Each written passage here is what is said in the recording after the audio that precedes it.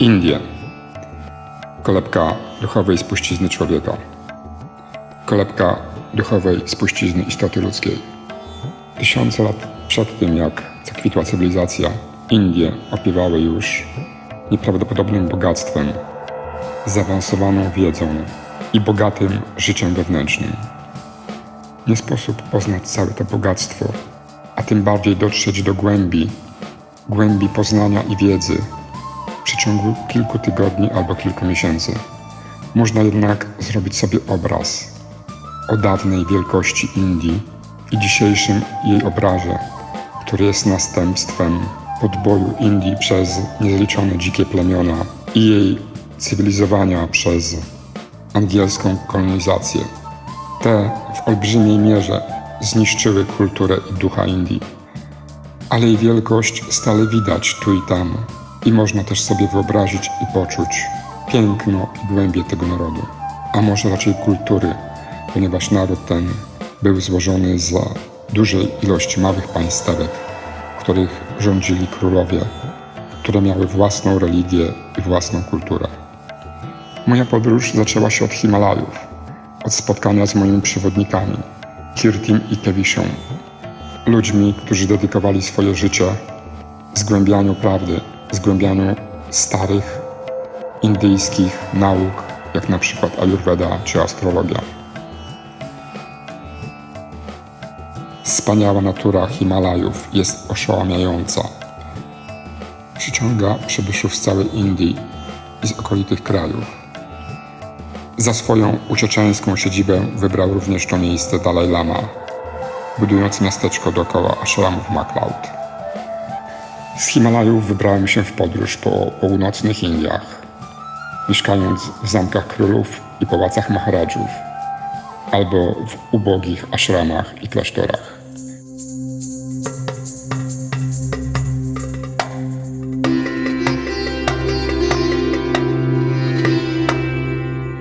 Poznałem miejsca i ludzi, którzy świadczą o wielkości i pięknie Indii. Pierwszym z nich był Dadu, mistyk żyjący w Rajasthanie, zapomniany, mimo że dziesiątki jego uczniów, tak samo jak on, doznali oświecenia.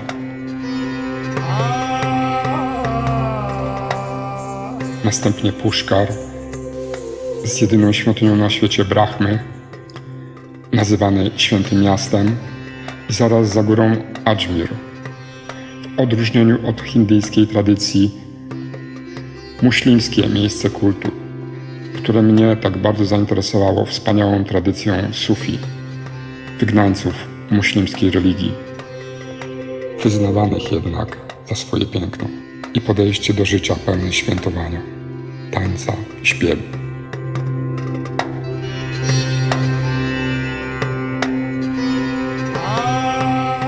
Widziałem piękne pałace Udaipur i ashram Mahaviry, tradycji religijnej, w której zrodził się Osho.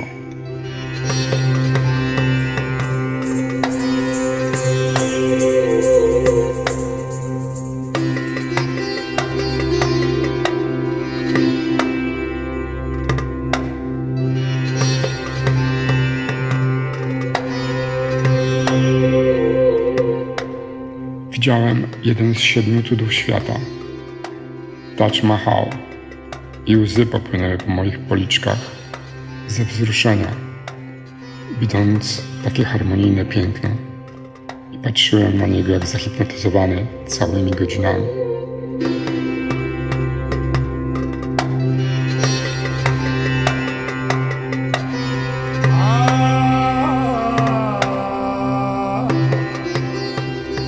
Trafiłem do świętego miasta Varanasi, gdzie na placach schodzących do rzeki zwanej Gatami spalano ludzkie ciała przywożone z całej Indii, a tuż obok dzieci puszczały latawce albo odbywały się wesela.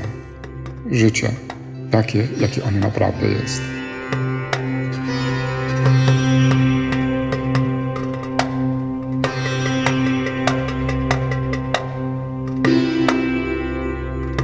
Z Varanasi pojechałem do Bodh Gaya, do miejsca, w którym doznał oświecenia Buddha pod drzewem Bodhi, którego nasiona zabrałem ze sobą i mam nadzieję, że wyrosną w moim ogrodzie.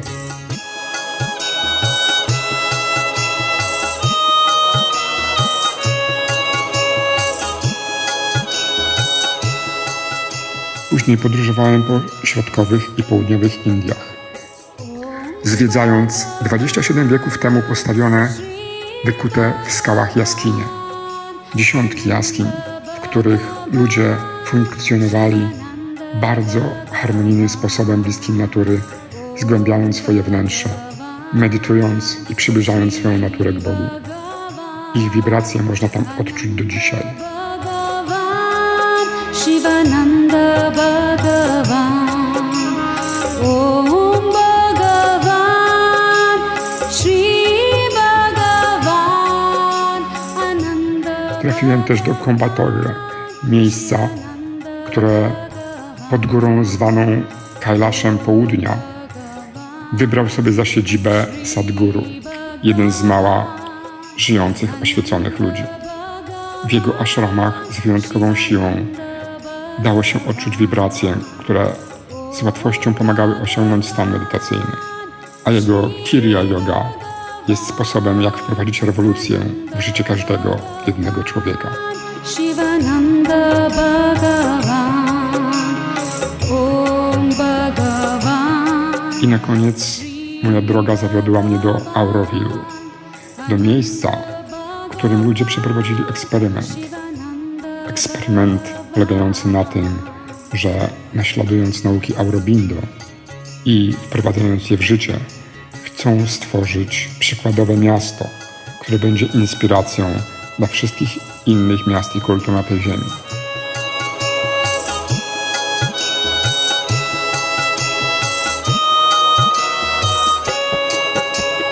Om Bhagavan. Ta cała moja podróż miała więcej rozmiarów. Poruszałem się jako turysta, podziwiając budowle i ich historię. Poruszałem się po zatłoczonych ulicach miast i chaotycznych drogach Indii. Ale najgłębszą podróż, jaką odbyłem, była to podróż w głąb siebie. Odkryłem część siebie, której poszukiwałem. Zrozumiałem, jaka jest różnica między ludźmi Zachodu, posługującymi się przede wszystkim umysłem, a ludźmi Wschodu, w których codziennym życiu dominuje serce, dominuje uczucie, zupełnie inny ośrodek, powodujący zupełnie inne podejście do każdej chwili tego życia. Moi przewodnicy powiedzieli mi, że muszę to zobaczyć na własne oczy, że muszę to poczuć, zarezonować. Nie wiedziałem, o co im chodzi, ale wierzyłem im. I jak się okazało, mieli rację. Przyszły momenty, kiedy zrozumiałem, kiedy poczułem, kiedy uświadomiłem sobie, że za, jak nam się wydaje, pustymi gestami Hindusów stoi głębia, stoi podejście, którego nam tak brakuje. Brakuje go ludziom Wschodu, żeby żyli w szczęściu i spełnieniu. I zobaczyłem też odwrotną stronę tej monety. Zobaczyłem, jak bardzo Indowie potrzebują umysłu, efektywnego sposobu posługiwania się nim, żeby już więcej nie żyli w biedzie i żeby inne narody nie grabiły ich kultury. Każdy z nas uwielbia podróżować, a ja odbyłem wiele podróż w swoim życiu, po miejscach bardzo cywilizowanych i bardzo dzikich. Ta podróż jednak była podróżą mojego życia, ponieważ pomogła mi odnaleźć odpowiedzi na najgłębsze pytania i uświadomiłem sobie wielką rolę moich przewodników, ponieważ to, co widziałem i sens, jaki nadawał ten mój umysł, tak bardzo różniły się od tego, jak widział tu Kirti. I jestem wdzięczny za stare indyjskie opowieści, które z jego ust słyszałem, a one to pomogły mi zbudować most między moim własnym doświadczeniem a wspaniałą spuścizną Indii. Om Bhagavan, Shri Bhagavan, Ananda Bhagavan.